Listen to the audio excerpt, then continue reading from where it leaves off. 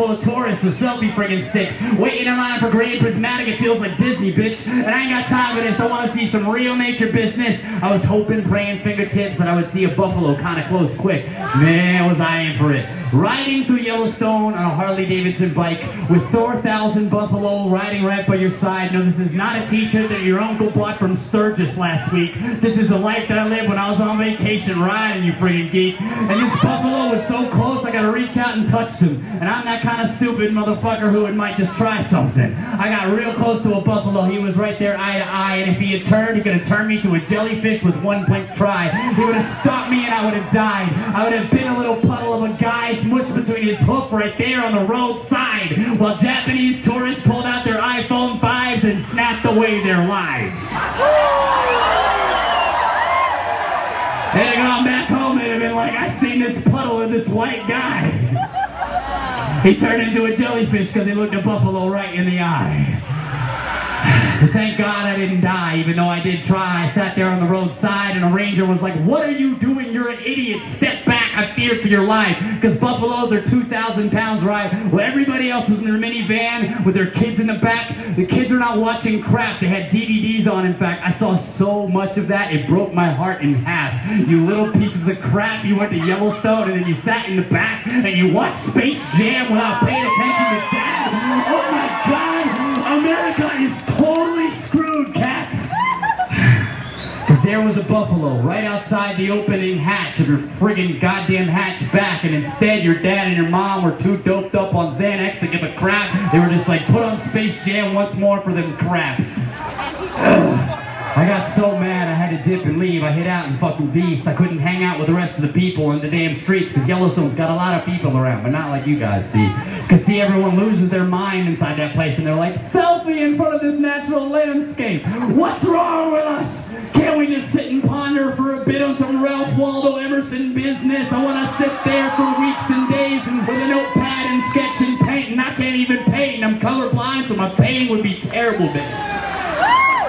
But instead, we got a selfie stick in front of the artist's paint pots, and we're standing there in front of Old Faithful waiting for it to erupt like we're waiting on the money shot on Internet Porn Plus. Dang it, man, I just want to have nature for once. And instead, nature just erupts, and it's covered in iPhone 6s. And there you are waiting in line to see nature's beautiful business. But the good news is, kids, most of us are fat and we can't walk very long distance. And so if you want to get away from anybody, just step away from the road with the quickness. Because everyone drives through Yellowstone inside of their cars. And when you step away from the cars, that's when it blows your mind, y'all. One of the most beautiful things that I've ever seen in my life, I sat on a rock with my girlfriend all dang night and we watched a herd of buffalo just slowly move across the landscape. We played backgammon and drank water until the sun moved on the landscape.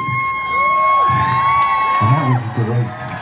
You can take all the selfie sticks and pile them in front of my face. I had that 1 hour with those buffalo and that changed everything. I will never, ever, ever, ever, ever be mad about anything at all because I had that one little hour with those buffalo out there, dog. And ever since I was a little kid, I wanted to see those big beasts, and I saw them right there, standing walking through the woods, and all of a sudden my heart beats at the sound of an erupting explosion that I couldn't even memorize, I couldn't even speak to you now.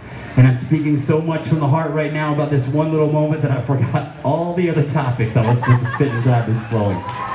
Oh yeah, that's right. That guy's rat. Okay, let's get it right. Back on track.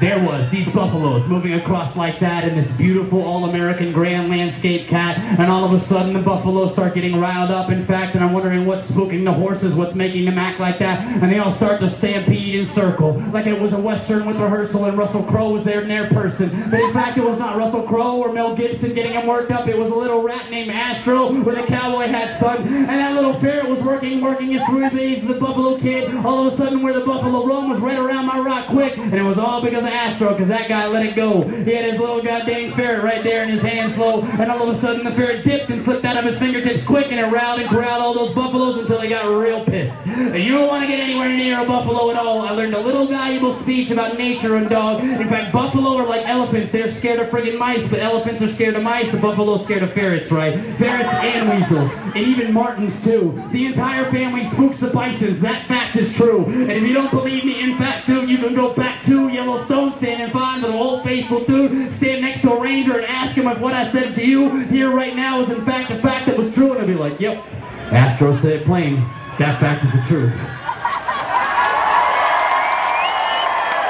Hold on. What was that last one that I got, dude? Oh, Shatner's T-shirt.